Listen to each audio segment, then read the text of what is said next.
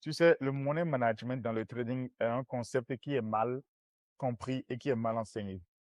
Beaucoup de personnes, tous on s'accorde sur le fait qu'il faut respecter le money management pour pouvoir parvenir à de bons résultats dans votre trading. Mais moi, j'aime souvent dire aux personnes avec qui je travaille que le money management, c'est pas une notion universelle. Tu vois, c'est pas une affaire de formule, respecte tel pourcentage, tel pourcentage, tel pourcentage.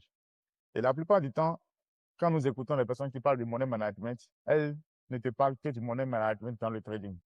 Moi, je pense que déjà, le money management, c'est en trois grandes parties. Il y a le money management pré-trading, il y a le money management trading, et il y a le money management post-trading. Mais la plupart du temps, qu'est-ce que nous remarquons, c'est que les gens ne font que parler du money management dans le trading. Ah, quand tu amènes ton argent dans le trading, il faut respecter tel pourcentage, tout ça, tout ça. Et moi, je dis, c'est totalement fou. Il n'y a pas de 1%, 2%, 3%, de tout ce qu'on peut dire par rapport au money management là, lié au trading, ça date d'une personne à une autre. Il n'y a pas de money management fixe. Il y a déjà un travail de préparation avant même d'amener de l'argent dans le trading. Il y a la façon dont tu gères de l'argent dans le trading et il y a la façon dont tu gères l'argent que tu sors du trading. C'est tous ces trois points-là qui concourent à ce que tu mettes en place un bon money management. Quand on dit money management, comme le mot le dit, c'est money management. Et l'argent que tu déposes dans le trading n'est pas différent de l'argent que tu capitalises, n'est pas différent de l'argent que tu sors du trading. Par exemple, moi, j'aime souvent insister à dire, comme à l'opposé des personnes qui disent souvent, il faut déposer ce qu'on est prêt à payer. Mais moi, je dis, il ne faut pas déposer ce qu'on est prêt à perdre. Il faut déposer ce qu'on a pris difficilement du temps à mobiliser en gardant à l'esprit qu'on peut le perdre. D'abord, c'est le Il faut problème. déposer ce que tu as pris du temps à capitaliser en ayant à l'esprit qu'on peut le perdre. Oui, c'est différent que de déposer ce qu'on est prêt à perdre. Parce que si je dépose ce que je suis prêt à perdre, Tu vas finir par le perdre. tu vas finir par le perdre. C'est que le money management n'a plus beaucoup de sens en fait. Quand moi je dépose ce que je suis prêt à perdre, il y a beaucoup plus de chances que je le perde. Exact. Tu vois?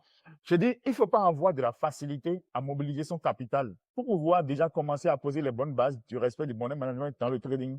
Il ne faut pas déjà avoir la facilité à mobiliser son capital. Je ne sais pas si tu comprends. Hein. Pour être capable, je me répète, pour être capable de bien respecter le money management dans le trading, il faut déjà prendre des dispositions. Il faut être capable de mobiliser durablement et difficilement l'argent qu'on va capitaliser dans le trading. Plus dur il a été pour toi et plus longtemps tu as pris du temps à mobiliser le capital que tu déposes dans le trading, et plus tu vas développer vis-à-vis de ce capital un attachement. Cet attachement qui te permettra de le protéger. Cet attachement qui te permettra de ne pas t'amuser avec. Si je prends 6 mois à mobiliser un capital de trading, je ne vais pas faire les mêmes choses que quelqu'un qui, je viens tout de suite là, j'ai pris 10 000 francs, j'ai joué un bet, j'ai gagné une cote de 120, j'ai gagné avant la soirée 1 200 000. Je viens de déposer dans le trading 2 000 $. Peu importe à quel point un coach pourrait être en train d'essayer de faire véhiculer le message de l'importance du money management, de la bonne gestion de l'argent dans le trading, les deux ne seront pas sur les mêmes pieds de, je dirais, de compréhension. Les deux ne prendront pas cette mesure-là ou bien cette information de la même façon parce que celui-là qui a gagné son argent peut-être rapidement en une journée, qui est venu créditer, qui a déjà commencé à comprendre qu'on peut prendre en une journée 10 000 francs, qu'on peut transformer en 1 200 000. C'est pas toi qui vas venir couper son élan maintenant. Non? Lui n'a pas envie d'entendre ça. Il comprend, mais il n'a pas envie d'entendre ça. Il se dit, ouais, ouais, ouais, c'est vrai, il est en train de parler de money management, mais pour lui, il se dit, tu veux le ralentir. Parce Exactement. que c'est la façon dont il a gagné de l'argent, c'est la façon dont il a ramené de l'argent dans le trading. Si moi, je prends 6 mois à mobiliser de l'argent dans mon trading, je ne vais pas venir m'amuser avec ça du jour au lendemain. Non, pas du tout. Parce que ce qu'on a eu la facilité à acquérir, on a de la facilité à le perdre. Ce Exact. qu'on a pris plus de temps et plus difficile a été pour nous, l'énergie qu'on y a mis, l'engagement qu'on y a mis pour pouvoir avoir cette chose, d'accord? On prend beaucoup plus de dispositions pour pouvoir protéger cette chose. Exact. C'est pour ça que je dis, il ne faut pas capitaliser ce qu'on est prêt à perdre. Il faut capitaliser ce qu'on a pris du temps, d'accord? En gardant l'esprit que Qu'on peut le perdre. on peut le perdre. C'est déjà Exactement. tu vois? Parce que moi, je pense, même si tu penses comme ça, ta manière de gérer ces ressources-là sera différente de la personne qui peut-être ramène quelque chose qu'il est prêt à perdre. Voilà. Si je prends l'exemple que je t'ai donné maintenant, je prends 10 000, je dépose sur côte 200, mais je sais pas, ça passe 2 millions. Je dépose, je suis prêt à perdre. Hein. Et tu vas voir, généralement, dans ce genre de cas, on fait le fou. Hein. Et en parlant de ça même, j'ai remarqué que la plupart des personnes que j'ai vues, et souvent, lorsque je fais le bilan, des personnes que j'ai rencontrées, ils ont gagné beaucoup d'argent dans un laps court. La plupart de ces personnes, très rapidement, lorsque les sous reviennent, il les dilapide C'est automatiquement. pour ça que j'ai dit, c'est le dernier point. La façon dont tu cherches, il y a un money management post-trading. Tu vois, il y a un money management. C'est vrai, il y a un money management pré-trading, Trading, dans le pre-trading trading et et post-trading. post-trading.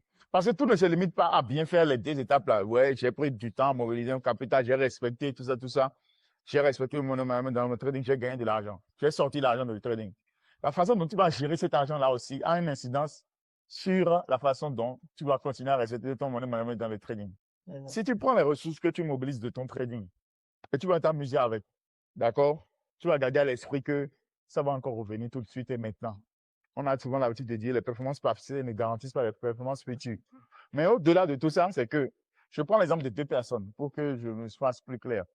Deux personnes qui sortent de l'argent, de leur trading. L'un, il estime qu'il a passé une semaine très stressante et puis son trading, et voilà, il va en boîte, il a pris, tu peux claquer facilement, voilà, $5 000, voilà, il s'est amusé avec ses potes, ses go, l'impressionné, tout ça. Et lundi, il revient sur le marché parce que bon, il doit encore aller à la chasse, comme on le dit. Oui.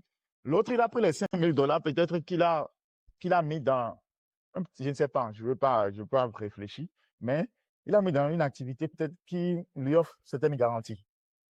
Il crée une petite source de revenus, aussi petit que cela peut être. Hein. Oui. Il a mis ça dans un petit truc. Je suppose, hein, souvent, l'investissement que les gens ont l'habitude de faire quand ils mobilisent rapidement de l'argent, ils vont peut-être acheter des motos au taximan, tout ça, tout ça. C'est un exemple. Hein. Mais tu mets dans quelque chose qui te ramène un peu d'argent. La psychologie désormais est différente des deux personnes. La deuxième personne qui a mis son argent, qu'il a pris du trading dans quelque chose qui lui rapporte un peu d'argent, il va sur le marché en se disant qu'il veut trouver beaucoup plus d'argent pour mettre pour grossir en fait des activités qui vont lui permettre de gagner encore un peu plus d'argent. Et il va trader avec ce que j'appelle la paix du cœur.